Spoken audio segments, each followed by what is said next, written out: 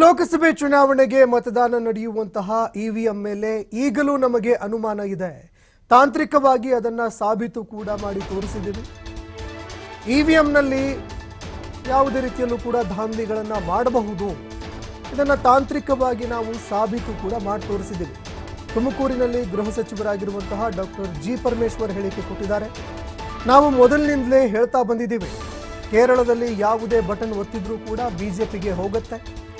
ಅವರು ಎಲ್ಲ ಕ್ಷೇತ್ರದಲ್ಲಿ ಹಾಗೆ ಮಾಡೋದಕ್ಕೆ ಹೋಗಲ್ಲ. ತುಂಬ ಬುದ್ಧಿವಂತಿಕೆಯಿಂದ ಈ ರೀತಿಯಾಗಿ ಮಾಡ್ತಾರೆ. 150ರಿಂದ 200 ಕ್ಷೇತ್ರಗಳನ್ನು ಬಿಡ್ತಾರೆ.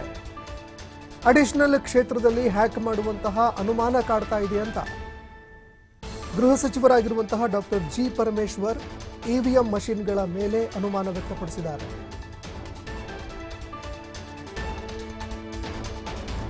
ನೋಡಿ, ನಾವು ಮೊದಲಿಂದನೂ ಹೇಳ್ತಾನೆ ಇದ್ದೀವಿ, ಇವಿಎಂ ಅನ್ನ ಹ್ಯಾಕ್ ಮಾಡೋದಕ್ಕೆ ಸಾಧ್ಯತೆ ಇದೆ ಅಂತ ಟೆಕ್ನಿಕಲಿ ಪ್ರೂವ್ ಮಾಡಿ ತೋರಿಸಿದೀವಿ.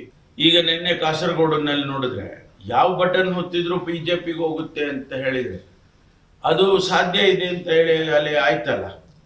ಸೊ ಅಂಥದ್ದನ್ನ ಯಾಕೆ ಬೇಕು ಎಲ್ಲ ಕ್ಷೇತ್ರದಲ್ಲೂ ಮಾಡ್ತಾರೋ ಮಾಡೋದಿಲ್ವೋ, ಆದರೆ ಕೆಲವು ಕ್ಷೇತ್ರಗಳಲ್ಲಿ ಅವ್ರಿಗೆ ಬೇಕಾದಂಥ ನಂಬರ್ ಬರೋವರೆಗೂ ಅಂಥ ಕ್ಷೇತ್ರಗಳಲ್ಲಿ ಅವ್ರು ಮಾಡಿರೋದಕ್ಕೆ ಯಾಕೆ ಸಾಧ್ಯತೆ ಇರಬಾರ್ದು ಅಂತೇಳಿ ನಮಗೆ ಅನುಮಾನ ಸ್ವಾಭಾವಿಕವಾಗಿ ಬರುತ್ತೆ.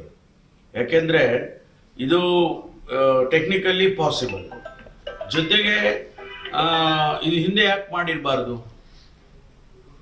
ಅವರಿಗೆ ಇನ್ನು 540ರಲ್ಲೂ ಮಾಡೋ ಅಗತ್ಯ ಇಲ್ಲ, 250 ಮಾಡ್ಬೋದಲ್ಲ.